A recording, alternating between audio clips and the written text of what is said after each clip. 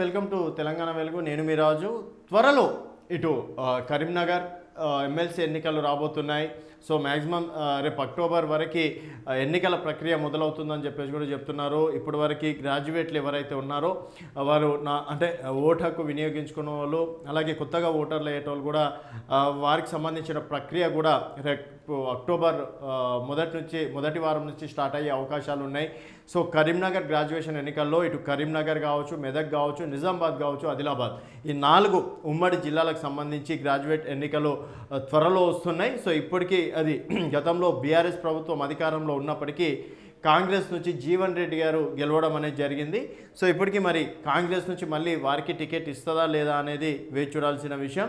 So BRS నుంచి, ఎందుకంటే ఉత్తర తెలంగాణలో అంతో ఇంతో బీఆర్ఎస్కి కొంతమేరకు ఓట్ బ్యాంక్ అనేది ఉంది. ఎందుకంటే కరీంనగర్ చూసుకున్నట్టయితే ఇటు కేటీఆర్, తర్వాత ఇక్కడ మెదక్ చూసుకున్నట్టయితే హరీష్ రావు, కేసీఆర్, అలాగే ఆదిలాబాద్లో కూడా దాదాపుగా మొన్న రీసెంట్గా 2-3 స్థానాలు ఏదో వచ్చినట్లున్నాయి బీఆర్ఎస్ పార్టీకి.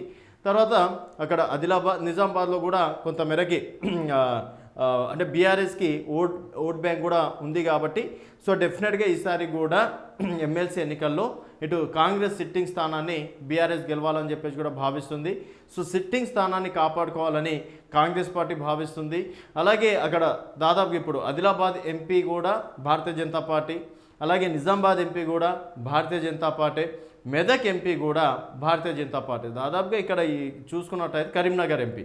సో ఇక్కడ 4 జిల్లాల్లో 4 ఎంపీలు భారతీయ జనతా పార్టీకి చెందినటువంటి నేతలే కాబట్టి సో డెఫినెట్గా భారతీయ జనతా పార్టీ మనం ఎందుకు గెలవకూడదు అని చెప్పేసి కూడా బీజేపీ కూడా భావిస్తుంది.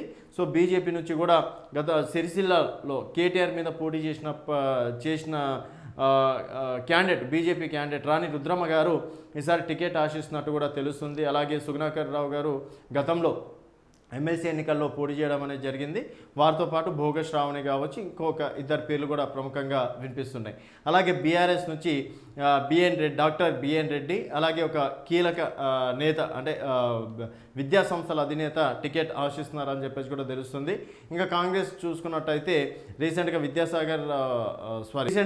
బీఆర్ఎస్ ఎమ్మెల్యే కూడా ఇటు కాంగ్రెస్ పార్టీలోకి రావడం అనేది జరిగింది. సో మరి కాంగ్రెస్ పార్టీలో ఎవరికి టికెట్ ఇస్తారనేది మాత్రం అంటే వెయిట్ చేయాల్సిన విషయం. ఎందుకంటే జీవన్ రెడ్డి గారికి ఇస్తారా లేకపోతే కొత్త వ్యక్తిని తెరపైకి ఉంచుతారా అనేది చూడాలి. సో ఇటు బీఆర్ఎస్, అలాగే కాంగ్రెస్, అలాగే బీజేపీ ముగ్గురు మధ్యలో మాత్రం ఈసారి కరీంనగర్ గ్రాడ్యుయేట్ ఎన్నికల్లో మాత్రం టఫ్ కాంపిటీషన్ ఉండే అవకాశాలు అయితే కనిపిస్తున్నాయి.